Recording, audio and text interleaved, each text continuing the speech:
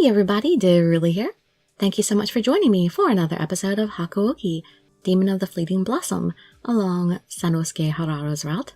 Things are progressing nicely. I mean, not in our relationship really, but the action and the intrigue has been getting really up there. At the moment, we finally found Dr. Matsumoto, who we were here to find anyway to see if he had any clues to where our father was. But he doesn't. And he encountered Sano, and they're not having a very pleasant conversation. So I think they're about to break it up, but let's see how things go. You can just sit back, relax, and let me read you a story. There seemed to be very little in the way of common ground between them, but I could see the merit in both their arguments. Likely Kondo had as well, and had chosen to end things before it got unpleasant. Too late. If you insist, Kondo. Sanen's face betrayed nothing of what he might be thinking, even when the corner of his mouth quirked up into the beginning of a smile. He bowed once more and left as swiftly as he had arrived. Kondo cleared his throat loudly. So, how did the exams go? Ah, yes, about that. Dr. Matsumoto's face took on a look of someone about to discuss something exceedingly grotesque. Nearly a third of your men are sick, or injured, or both. What? Impossible. It is not only possible, Kondo, it is the truth. What on earth have you been doing to these poor men? Cuts, lacerations, bowel pain. The entire place is lousy with, well, lice for one. Are you serious? First, you need to set aside a room dedicated to medical care. Sick men can be sent there. Second, you need to clean this place up. Otherwise, I won't be able to help you. Are you staying? I see. Well, if the good doctor says so. And he does, apparently. And so we were ordered to clean the entire compound. The captains complied, although they certainly seemed less enthusiastic about the idea.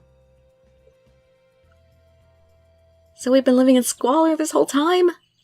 The following day, Dr. Matsumoto returned for an inspection. How is it? Did we do good? Well, you certainly cleaned this place up. Good to hear. He looked pleased, if not a little smug. It better be. We busted our asses. Yeah, except for Soji. The only thing his ass busted was a chair. Doesn't seem fair to me. Well, he's much sicker than the rest of you.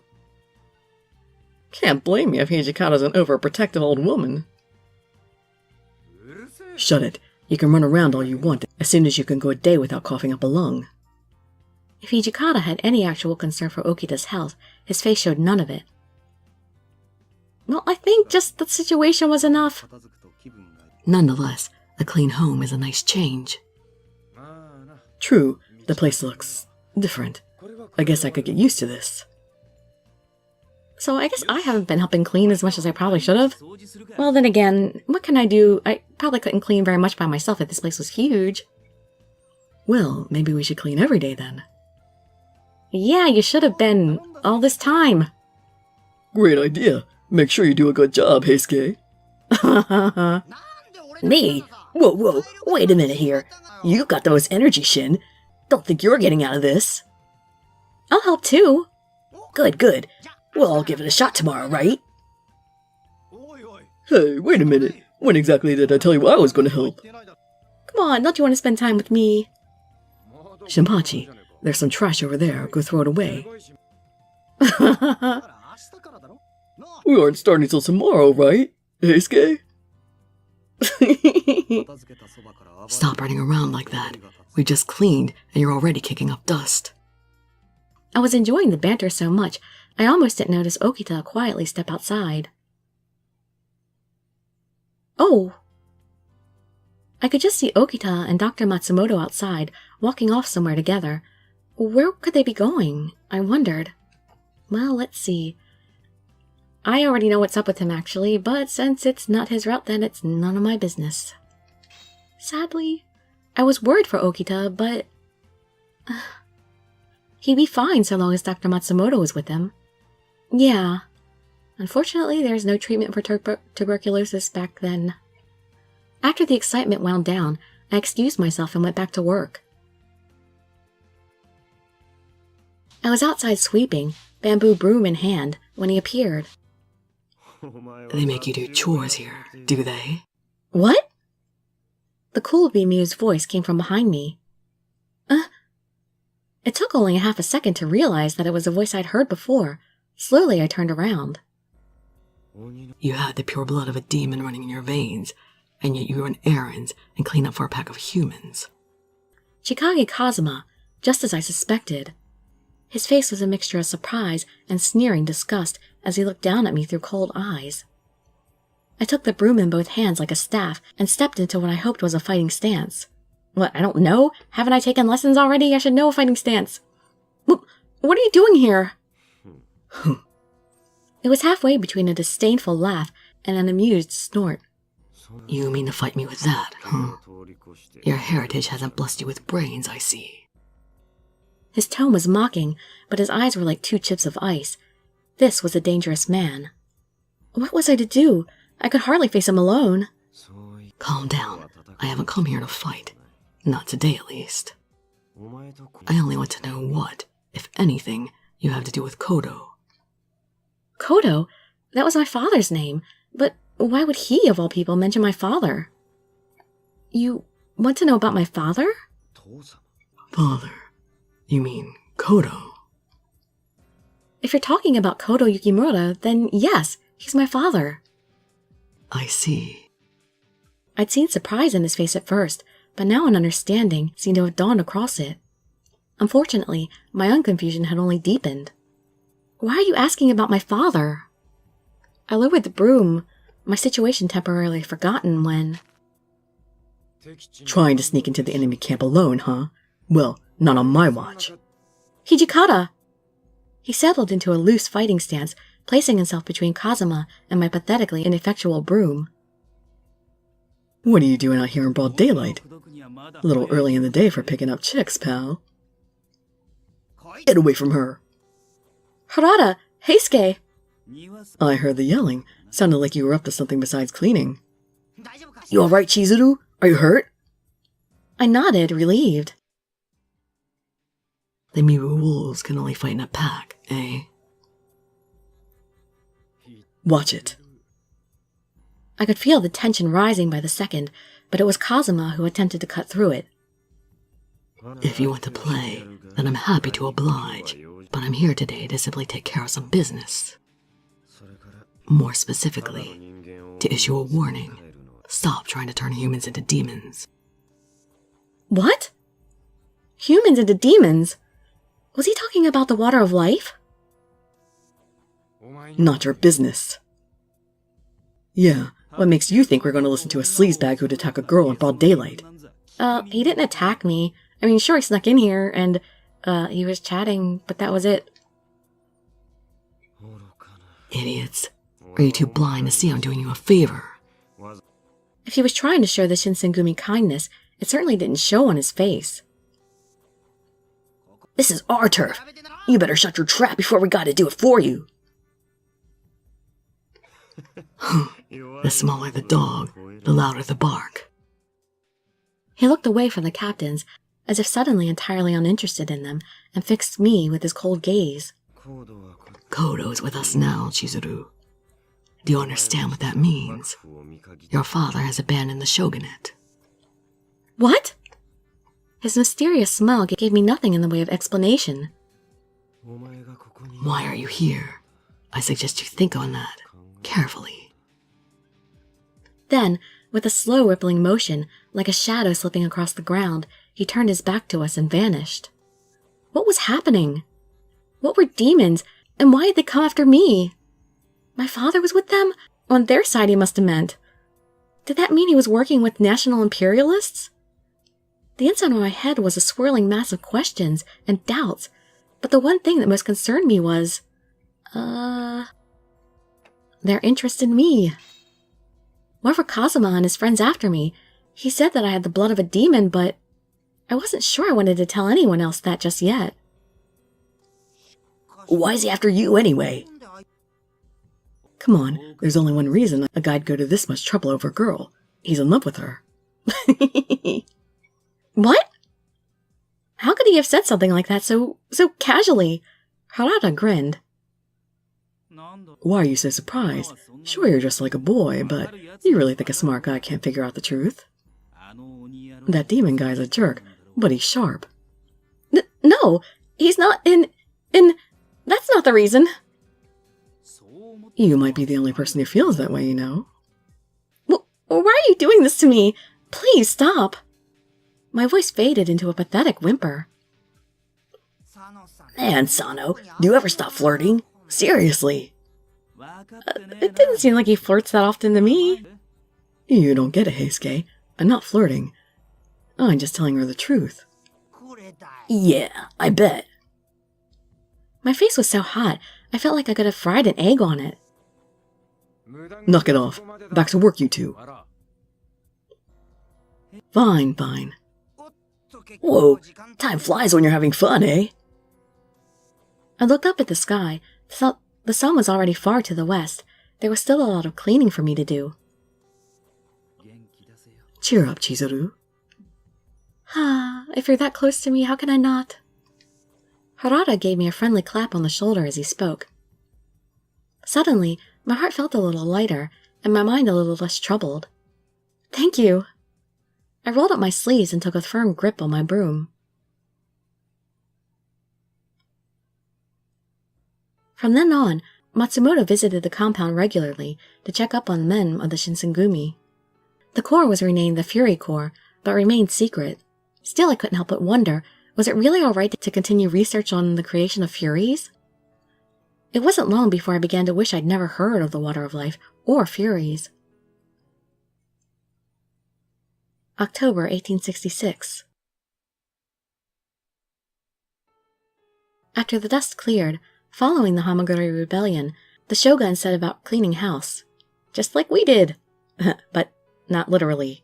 The Choshu domain were declared enemies of the court, and the shogun gathered other domains and launched a military campaign known as the Choshu Expedition. It was the intention of the shogunate to completely demolish the Choshu domain, but intervene on the part of Satsuma and some of the other domains led to an early end for the expedition, with no actual battles fought.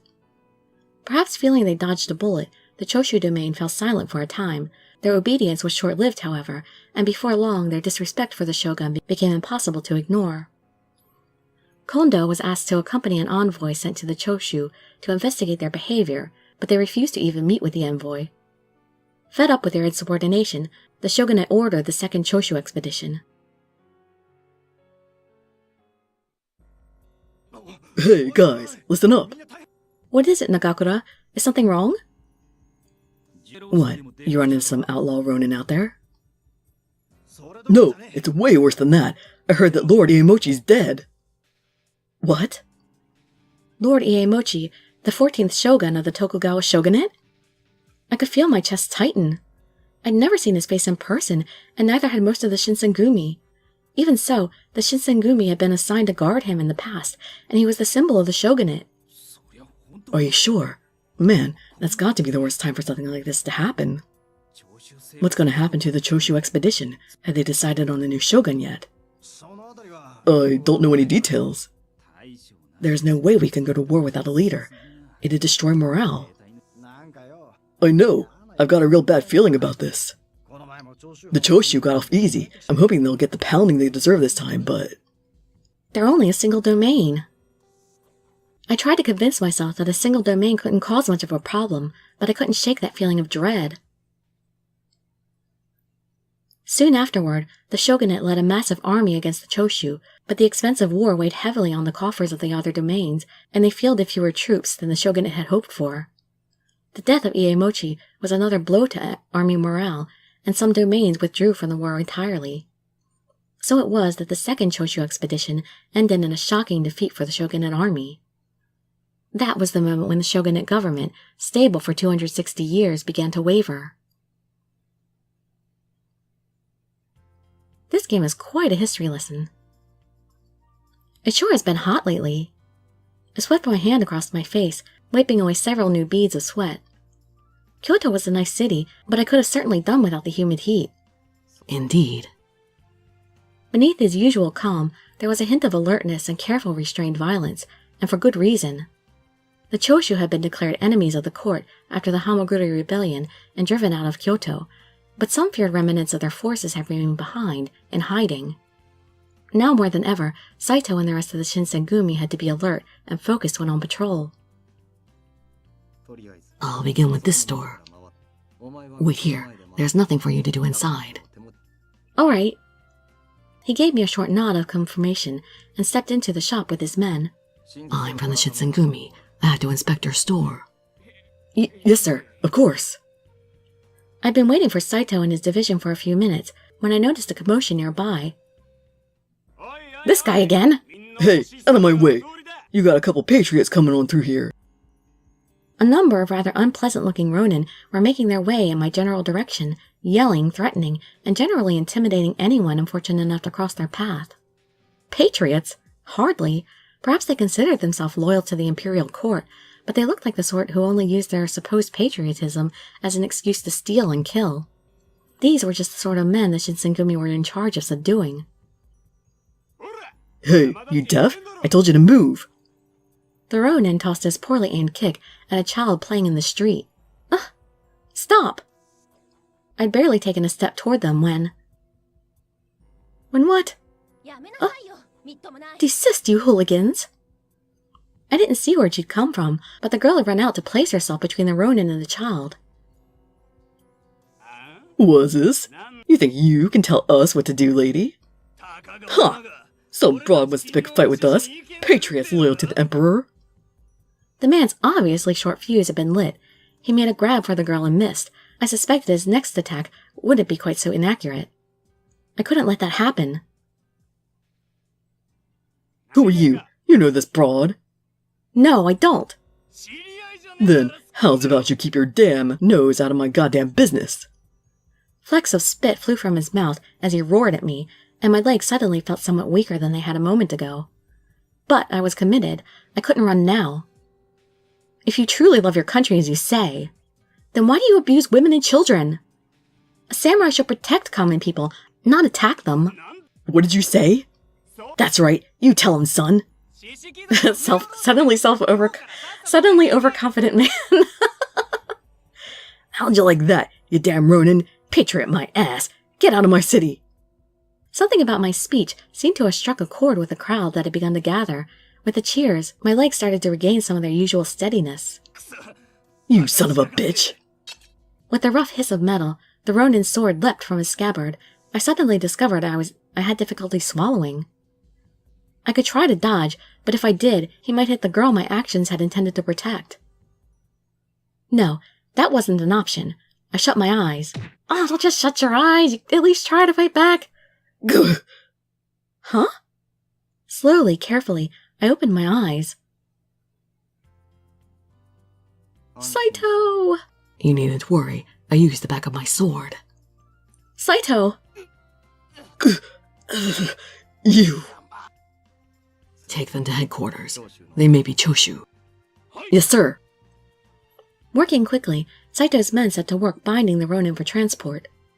Saito's cold eyes fell on me. Do you think I was stupid? That was reckless. Why didn't you call me? I'm sorry. I wasn't thinking. I was thinking. I thought I need to protect this woman.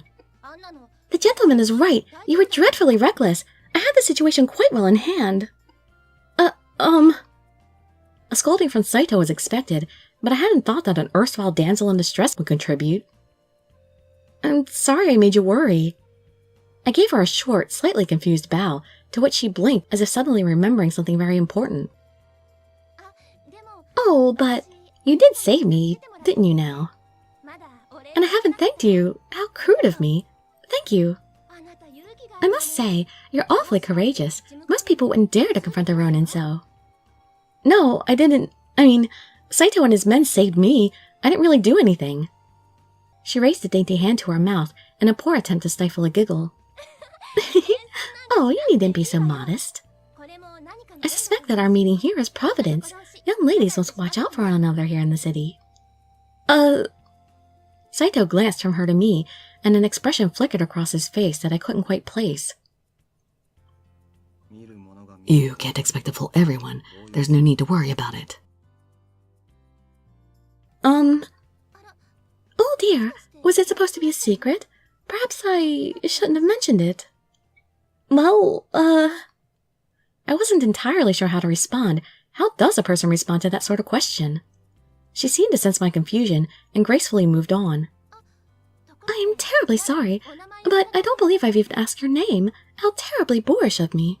I should very much like to be friends, but it is difficult to become acquainted with the nameless. Might I inquire as to who you are, then?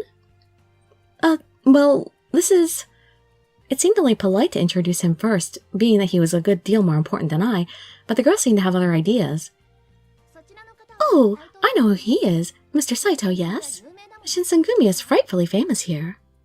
And you are? My name is Chizuru Yukimura. It's nice to meet you. And it is a pleasure to meet you, Chizuru. You may call me Sen. Miss Sen. Oh, goodness. You needn't be so uptight. You look to be about my age, so I see no reason for us not to speak as contemporaries. So just Sen, then? Yes, I suppose that will do. She grasped my hand between her own, her face open and earnest. We must meet again sometime, Chizuru. She gave my hand a gentle squeeze and turned and left, her kimono flapping behind her. Our encounter was over before I'd had a chance to grasp what was happening, so I simply stood, stunned for a moment or two. I say an awful lot. I glanced up uncertainly at Saito. Is my, disguise really so easy to see through? If it wasn't, then how did Sen, who I'd just met, been able to tell immediately that I was a girl? I had to admit I'd felt like it was a pretty good disguise. Saito looked down on me, a strange expression on his face. Who knows? What?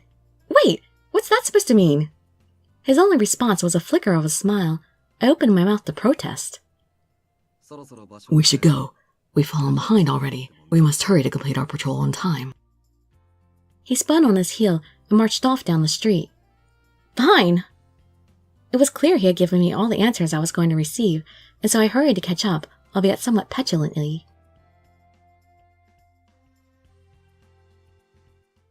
It felt like summer. Each day was hotter than the last. Isn't it summer? Or was it spring? I totally have no sense of time in this. On this particularly sweltering day, I was bringing some tea to Kondo, the tea girl again, who was relaxing on the veranda. Here's your tea, sir. Oh, thank you. He had been deep in thought, arms crossed and face stern. Things had been bad since Lord Iyamochi's death. Kondo especially was having a difficult time of it. Perhaps it was best if I simply left him alone. I turned and had already begun to walk away when he spoke. Matsumoto is examining Solji right now. His coughing had grown more violent and more frequent lately. Perhaps. What did he say? He hasn't said anything yet. I hope it's nothing serious. Oh, sorry to say. If something happened to Solji, I don't know how I'd be able to face her. Her? Yes. Lines formed across his forehead, and his frown deepened. When we left for Kyoto, Mitsu, his older sister, asked me to look out for him. If I made her mad, I shudder to think what might happen to me. The very thought is terrifying. I think Soji was actually married in real life, too. What would she do to you? It wasn't exactly the sort of thing I ever thought I'd hear from Kondo, of all people. As his descriptions of her behavior became more and more exaggerated, I found myself laughing. Hey, this isn't the laughing matter. I'd rather fight off 10 Ronin than try to argue with her. She's quite something. That makes 2 of us. Hijikata? Hijikata's afraid of her too? I hope everything will turn out alright, but if something should happen to Soji, then I would like you to be the one to tell me to... Toshi? Like hell I will. That kind of crap is what we have a chief for, chief. Easy for you to say. Kondo's behavior had been strange enough, but Hijikata too? Just what sort of person was Okita's sister? Oh, right. Did you hear about the notice board over by Sanjo Ohashi Bridge? The board he was talking about had been set up by the shogunate to officially publicly declare the Shoshu enemies of the court. Some assholes put it out and tossed it into the Kamo. Yes, of course I heard about that. Haven't they already replaced it?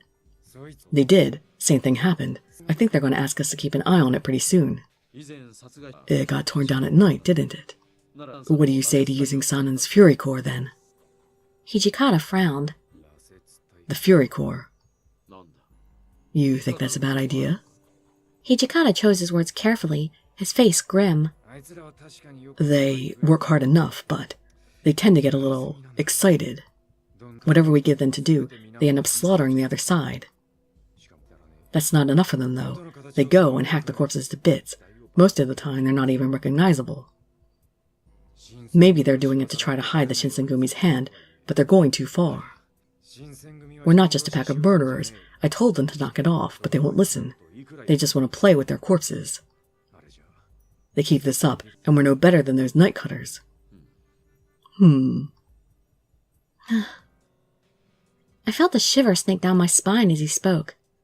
Even more than a year later, I still remember with terrifying clarity what I'd seen when I first arrived in Kyoto, the Furies.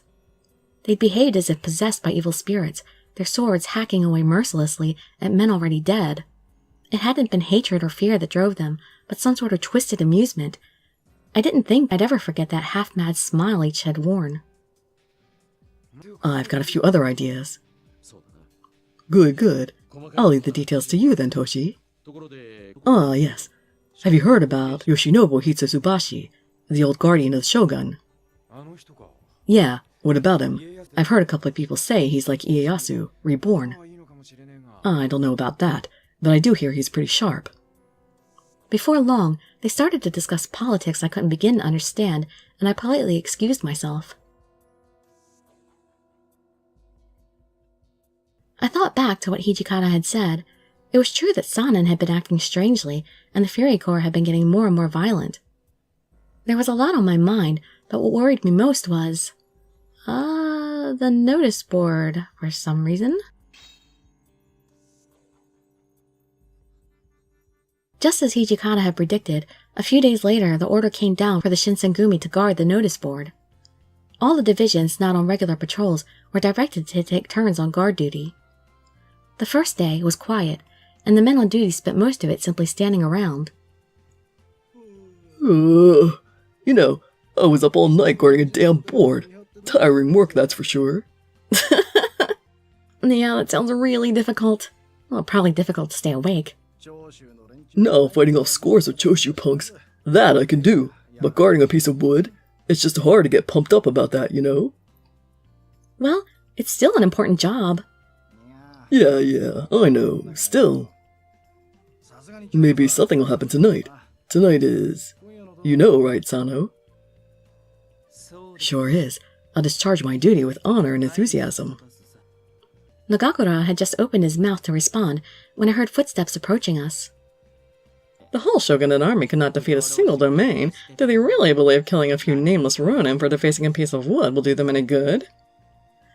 The footsteps belonged to Ito, the Shinsengumi's military advisor. The one that everybody hates. His tight smile had a twist of irony to it. You got a problem with the Shinsengumi duties? Oh no, nothing of that sort. Even guarding a board is an important task. Well, best of luck to you, if you'll excuse me. He picked his way deliberately out of the hall, giggling to himself. As soon as the footsteps faded out of hearing, Nagakura spat out a curse. As much of a pain in the ass as usual, huh? We get hired by the shogunate, and he goes around talking about how much better the emperor is. I've caught him sneaking around a couple times, trying to recruit some of our guys into, well, something. Who knows what he's up to? I still don't get why Kondo bought him here.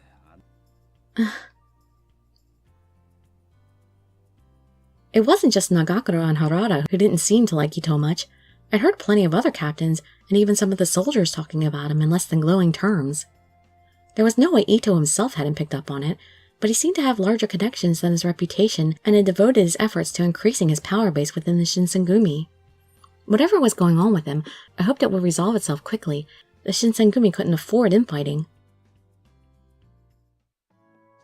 Well, I guess it's time. I'm off.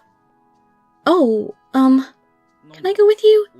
What, you want to tag along? Yes, please. Probably not a good idea, kid. Those demons are still after you, right? I can't take you out on the streets at night. Yes, you can. Sitting around all day doing nothing was beginning to chafe. I wanted to help somehow, but Harada was right. If I went with him, I'd just end up getting in the way. Well, please be careful, okay, Harada? Sure thing. Thanks. I'm separated from him.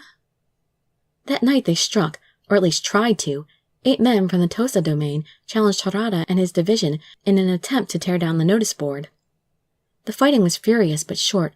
Harada managed to capture some of the perpetrators, although some of those that he captured later managed to escape. Harada and his division were honored by the Aizu domain for their service to the shogunate and given a reward. When he was asked how the captured men had managed to escape, he simply replied, "It was too dark to get a good look," and said no more. Were they aided by the demons? Several days after Harada's encounter at the notice board, I accompanied the captains to a meal at Sumi.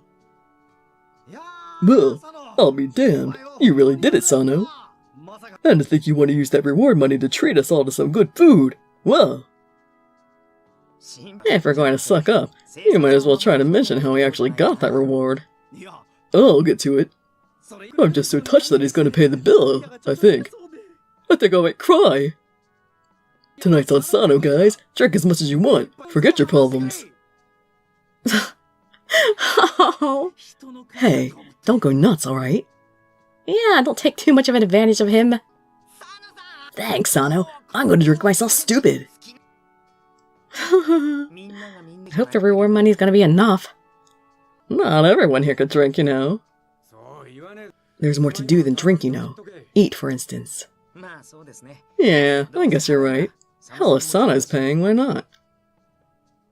I wasn't entirely sure Sumi was the sort of place a girl should be, but they were treating me like I was one of them, like I'd finally been accepted. It felt nice. The door at the other end of the room slid open. Good evening, gentlemen. Thank you for coming. I had the feeling I've met her before.